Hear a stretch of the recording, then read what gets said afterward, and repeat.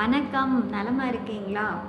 இப்போ ரீசெண்ட் டைம்ஸில் 80ஸ்ல உள்ள பாட்டு திருப்பியும் ரொம்ப ட்ரெண்டிங்காக போயிட்டுருக்கு. நான் பெண்ணானது கல்யாணம் தேடவா, ஓர் கண்ணாலன் வந்து பூமாலை போடவா, நம்மாடியோ பெண் பார்க்கும் நாடகம், யார் வந்தாலும் என்ன திரும்பாது ஞாபகம், பூவிலங்கு தேவையில்லையே அப்படின்னு மௌனராகம் பாட்டு. படம் சூப்பராக இருக்கும்.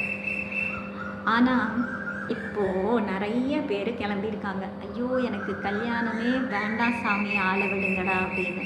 குறிப்பாக பெண்கள். நீங்கள் ஆணாக இருந்தாலும் சரி, பெண்ணாக இருந்தாலும் சரி, அது உங்களுடைய முடிவு, பர்சனல் டெசிஷன். நான் அதை கண்டிப்பாக ரெஸ்பெக்ட் பண்ணுறேன். அது சரியா தவறா அப்படிங்கிறத பற்றி நான் பேச வரல. அதுக்கு முன்னாடி சில விஷயங்களை தெரிஞ்சுக்கோங்க. எதுக்காக கல்யாணம் வேண்டாம் அப்படின்னு அந்த முடிவு எடுத்தீங்கன்னு எனக்கு தெரியல.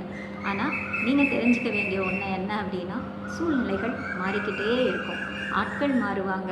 நீங்கள் இப்போ எது வேணாங்கிறீங்களோ அதுவே கொஞ்ச நாளில் வேணும்னு தோணும். இப்போ என்ன பிடிக்குதோ அது பிடிக்காமல் போகும். இப்போ எது பிடிக்காமல் இருக்கோ அது பிடிக்கும். ஸோ விஷயங்கள் மாறிக்கிட்டே இருக்கும். ஸோ ஸ்டபர்னாக எனக்கு இது வேண்டாம் அப்படிங்கிறத விட இப்போ எனக்கு வேண்டாம் அப்படின்னு உங்கள் முடிவை கொஞ்சம் மாற்றுங்க. ரெண்டாவது, நான் யாரையும் சார்ந்து இல்லை அப்படின்னு நீங்கள் சொல்லலாம். நான் நல்லா சம்பாதிக்கிறேன், நான் என்னை நல்லா பார்த்துக்கிறேன், எனக்கே இன்னொரு பர்சன் தேவையே இல்லை, நான் யாரையும் சார்ந்து இல்லைன்னு நீங்கள் சொல்லலாம். அது எப்படி? நீங்கள் சார்ந்து இல்லாமல் எப்படி இந்த அளவுக்கு வந்திருப்பீங்க? நானே சம்பாதிக்கிறேன், நானே என்னை பார்த்துக்கிறேன், அது எத்தனை பேரை சார்ந்து தானே இந்த அளவுக்கு வந்திருப்பீங்க. ஸோ நான் தனித்து கடைசி வரை நிற்க முடியும் இதே போல் அப்படின்னு உங்களுக்கு தெரியுமா? அப்படின்னு 100% சொல்ல முடியுமா? வாழ்க்கை என்ன தான் பிளான் பண்ணாலும் அதோட இஷ்டத்துக்கு தான் ஓடும்.